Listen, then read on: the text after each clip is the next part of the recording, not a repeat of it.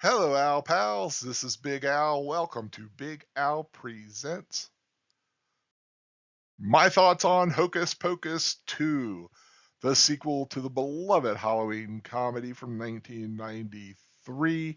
Does it hold the same magic as the original?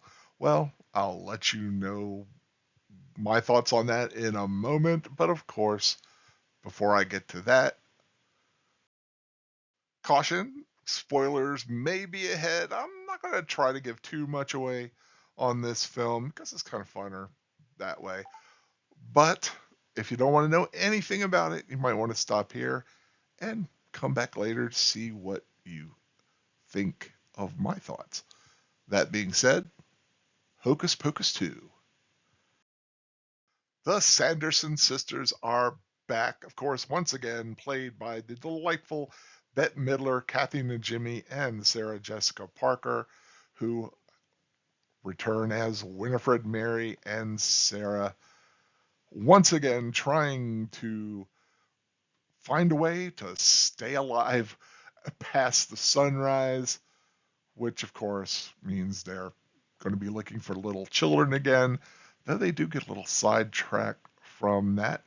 But before we see them resurrected, we actually get to see a little bit more of their early lives when Winifred becomes a witch when she turns 16, and what happened with her and her sisters back in the early days of Salem. I think that was an attempt to try to give the Sanderson sisters a bit more of a sympathetic view from the audience, which it does. It does lead you to believe that, they may not be all evil, except for some circumstances that happened to them in their early time in Salem. But that being said, they still come back and want to cause a little bit of havoc. Well, how did they come back this time? These two young girls are tricked into lighting the black flame candle, which will bring back the Sanderson sisters.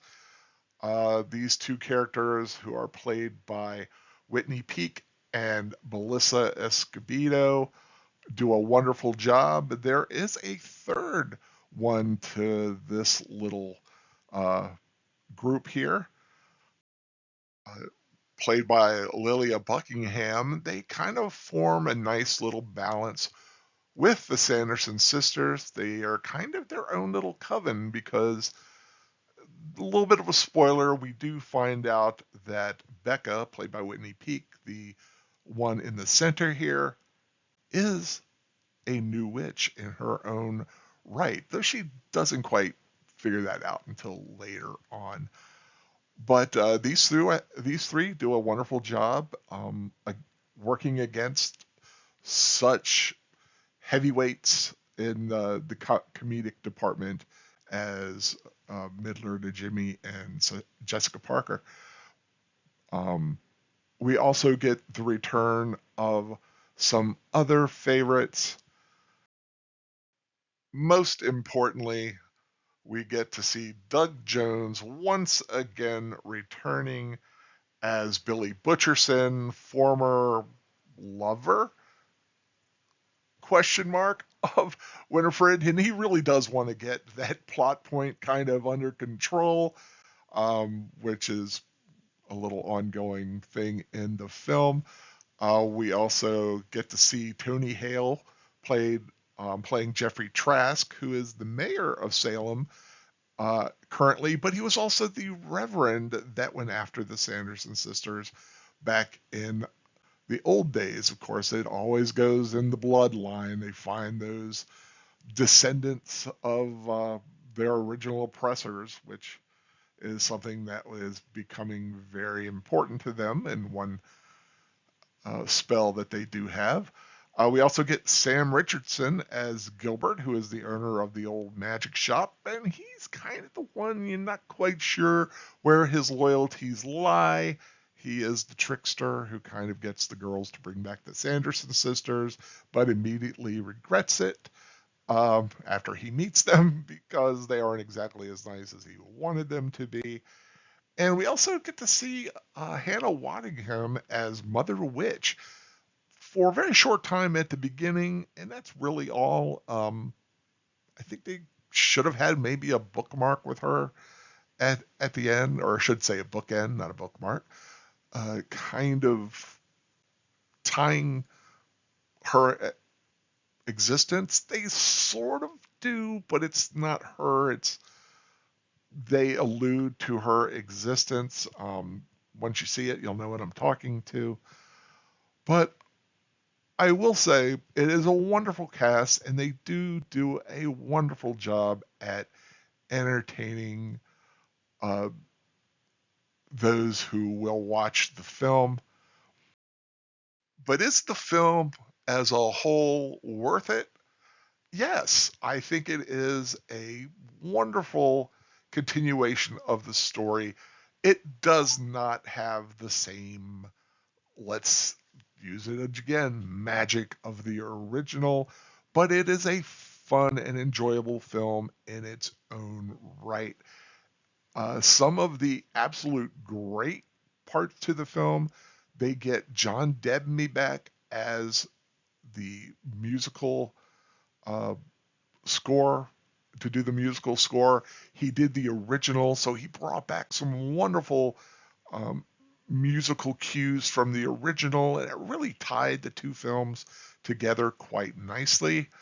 It's a beautifully shot film. There are some wonderful shots of them flying in on their broom or vacuum or two Roombas, as was the case for one of them, which is kind of a funny um, continuing joke in the film.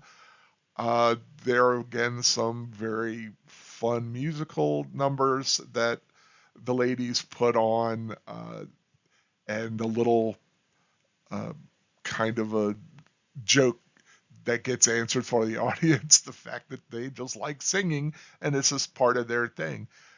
Um, some of the drawbacks, like I said, I mentioned one. I thought they did go out of their way to make the Sanderson sisters a little more sympathetic.